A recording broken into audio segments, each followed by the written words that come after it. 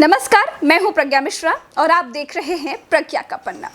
दोस्तों, हमारे सर्वे तो आप लोग देखते ही रहते हैं, बिल्कुल खुल्लम खुल्ला, जो जैसा कह रहा है, जैसा बता रहा है, अपनी समस्या सुना रहा है, बिल्कुल वैसा ही हम आपको दिखा रहे हैं। उत्तर प्रदेश में हम लोग कुछ ही दिन में घूमने वाले हैं, आपको पूरा उत्तर प्रदेश हम दिखाने वाले हैं। इस बार उल्टा चश्मा यूसी और प्रज्ञा के पन्ने पर आपको नजर गड़ा के रखनी होगी। ये गारंटी है कि हमसे ज्यादा अच्छा और हमसे ज्यादा सच्चा ना कोई बता पाएगा और ना ही कोई दिखा पाएगा। ये तो हो गई हमारी बात। अब आ जाते हैं मुद्दे की बात पर, यानी 2022 इलेक्शन के पहले सी वोटर और एबीपी न्यूज का सर्वे आ गया है, जिसके मुताबिक यूपी में बीजेपी फुल बहुमत से ज्यादा सीटों के साथ सरकार बनाएगी।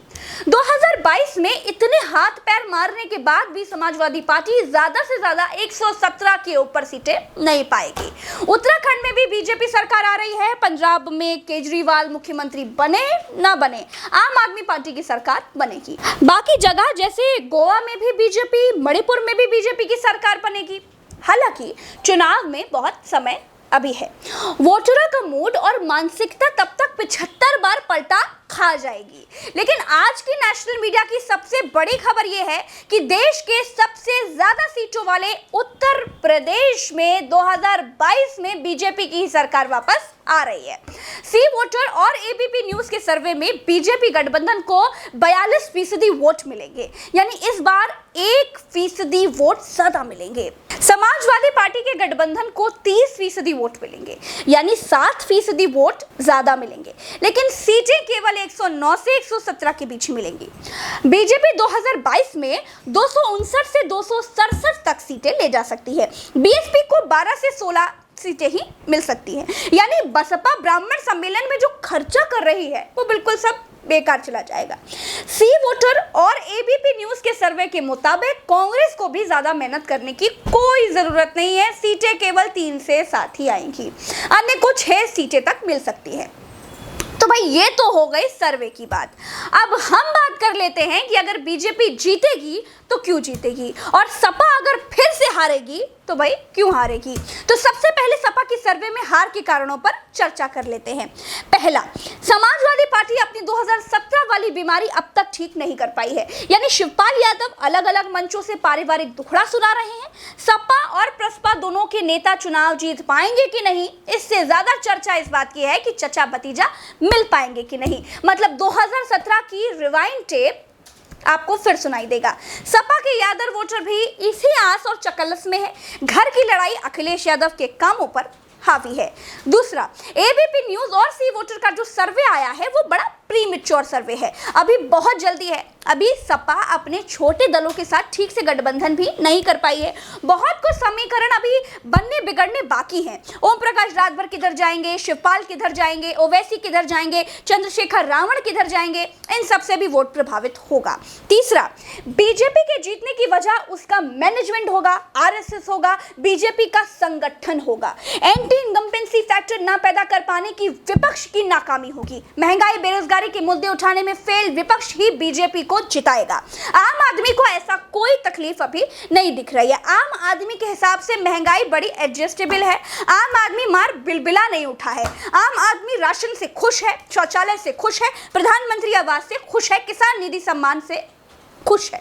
जिसको मिल रहा है वो बड़ी मौज में है, और जिनके होटल बंद हुए, स्कूल बंद हुए, नौकरी गई, वो सब बड़े एडजस्टेबल लोग हैं। एक मुश्त वोट जहां से मिलना है बीजेपी को, वहां जहां जो पहुंचाना था वो पहुंचा रही है। अगर आप मुझसे पूछें कि इस सर्वे में प्रज्ञा आपकी क्या राय है, तो आज की तारीख में जितना मैं लोगों के बीच निकलती हूँ उस हिसाब से आज की तारीख में ये सर्वे मेरे नजरिए से शहरी इलाकों में ठीक हो सकता है।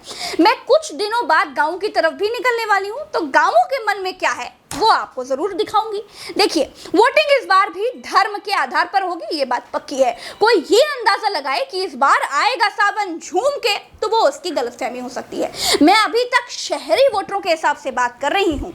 विपक्ष की जो हालत है और जो अब तक का काम करने का पैटर्न है, उस हिसाब से भी शहरी इलाकों में सर्वे ठीक साबित हो सकता है। फिर कहती हूँ, यूपी की सरकार बदलने और पलटने का मादा सिर्फ गांव में है, और गांव कुछ दिन बाद मैं घूमूंगी, तब आपको सब कुछ बताऊंगी। चौथे पर आ जाते हैं।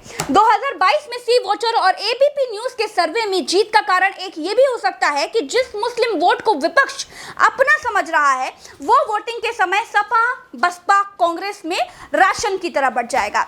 यूपी में अब तक का वोटिंग पैटर्न भी यही कहता है, और इस बार ओवैसी साहब हर सीट से 200 से 500 मुस्लिम वोट तो काटेंगे ही। तो कुल मिलाकर एबीपी न्यूज और सी वोटर के सर्वे में बीजेपी की संभावित जीत का कारण बीजेपी नहीं है।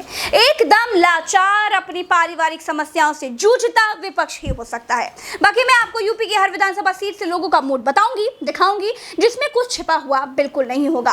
क्योंकि जब मैंने चुनाव की नस टटोलने वाले उत्तर प्रदेश के एक लौते सरल, संपूर्ण, सौहार्दपूर्ण सर्वे कटिंग चाय की शुरुआत की 2017 में, तो इसी लक्ष्य के साथ की थी कि ऐसा सर्वे होना चाहिए जो लोगों को दिखाई दे, जहां भीड़ बुलाकर बात ना हो, लोगों के पास जाकर उनसे बात की जाए। तो कुछ ही दिनों में हम लोग बहुत बड़े स्तर पर निकलने वाले हैं। सर्वे का स्तर दोस्तों इतना बड़ा होगा कि आपको उल्टा चश्मा यूसी और प्रज्ञा के पन्ने दोनों चैनलों पर नजर गड़ाकर बना कर रखनी पड़ेगी। तो अभी के लिए इतना ही। मुझे ट्विटर पर @प्रज्ञा नाम से खोज कर फॉलो कीजिए, और इंस्टाग्राम पे भी @प्रज्ञा96 नाम से खोज कर फॉलो कीजिए। हर जगह आपको सच्चाई ही दिखाई देगी।